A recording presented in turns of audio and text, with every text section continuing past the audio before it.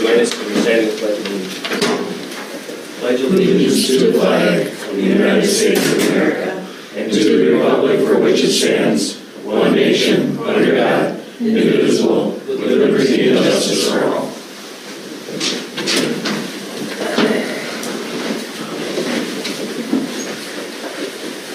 Welcome, everyone. Scott, do we have any additions to today's agenda? Yes, Mr. Chair, there's a correction on the next meeting notices for your next board work session and board meeting. They are not early for this meeting, so they should be the regular 4 o'clock work session, 5 o'clock board meeting. And then you just have the one addition, I think, the work session item for that grant agreement should be on as action item 22. Action item 22. All right. Board, do we have any additions from the board? I'll make a motion to accept number 22 as the grant agreement. Motion, is there a second? Second. Motion second to approve the agenda with the addition of number 22, the action item MRC Strong Grant Agreement. Any further discussion? Hearing none, those in favor signify by saying aye. Aye. Opposed, same sign. Agenda is approved.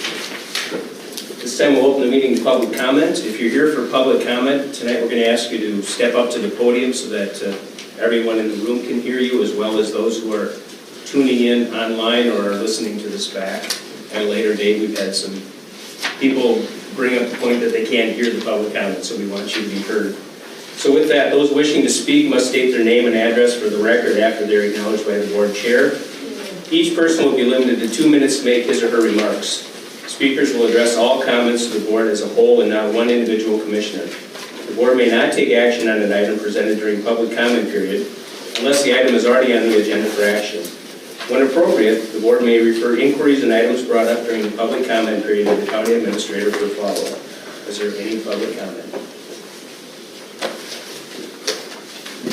Mr. Sens. Good evening.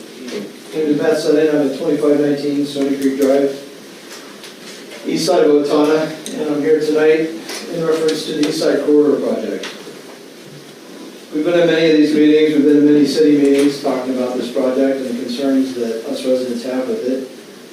I think one of the most frustrating things that we've experienced throughout this whole project is a perceived lack of representation from our aligned representatives out east on that side of town and our concerns with the project. Seems like all we get is we got to wait for the study to come back. We've heard that a lot of times. But if we go off of what the county engineer has already said and the assistant county engineer and some of the contradictions that they've had causes concern. And these concerns don't seem to be addressed to our satisfaction. The first one is we've been told that we need 29th Avenue, which is this highway they're trying to put next to all of these houses here in this residential area, some to the north as well, instead of 34th Avenue, which is 0.6, 0.7 miles down the road. They don't even have the 150-foot right-of-way anymore in this one next to the neighborhood. There is out on 34th. We've been told that both 29th and 34th will be built, but we need both. But it's taken us 30 years plus to even get to the point where now, for whatever reason, 29th is being considered again. And yet, we know that if we build this road, we're not going to have enough money to build 34th. So we're going to find ourselves in this exact same situation many years down the road. So it's time for us to get real. It's time for us to look at 34th, which seems to make sense to everybody except those that we talk to who, for whatever reason, really are set on this 29th Avenue project. Doesn't make any sense. We're asking for some representation, for some honesty. And the other thing was the assistant county engineer told the newspaper, Steele County Times, that 34th Avenue is 1.5 or more miles outside the town, outside the city limits of Owatonna. It's not true.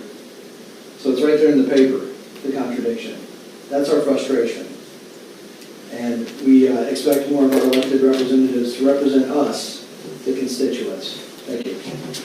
Thanks, Matt. Anyone else?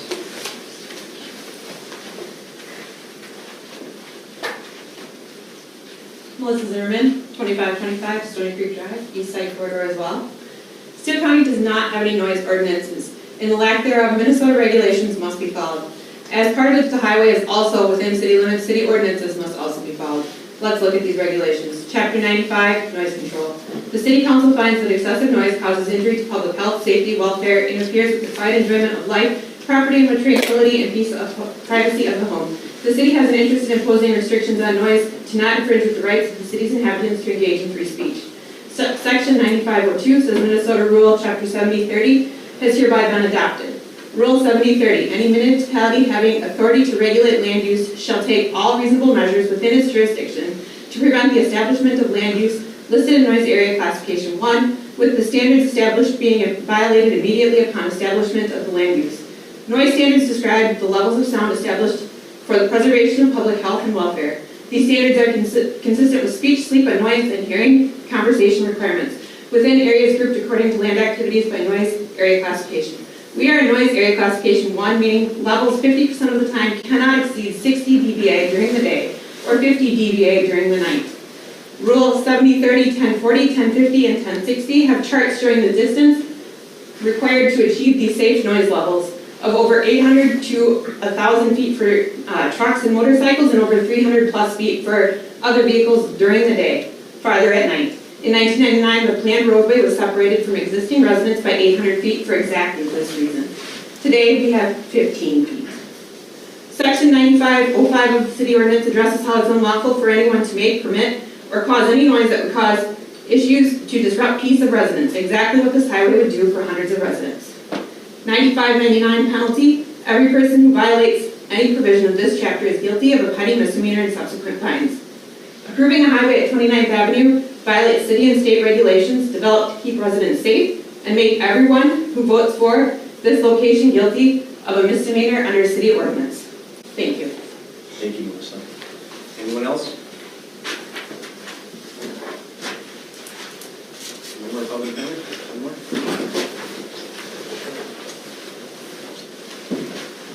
Harold Alistair Hunter, 2595 Mossy Creek Drive. I also am here for the East Side Corridor project, just to show the support that I also am for moving the road off of 29th Avenue to another location. Thank you, sir. Any other public comment? So per our public comment rules, we can appropriate, the board may refer inquiries and items brought up during the public comment period to the county administrator for follow-up. So to your point on the newspaper reporting 1.7,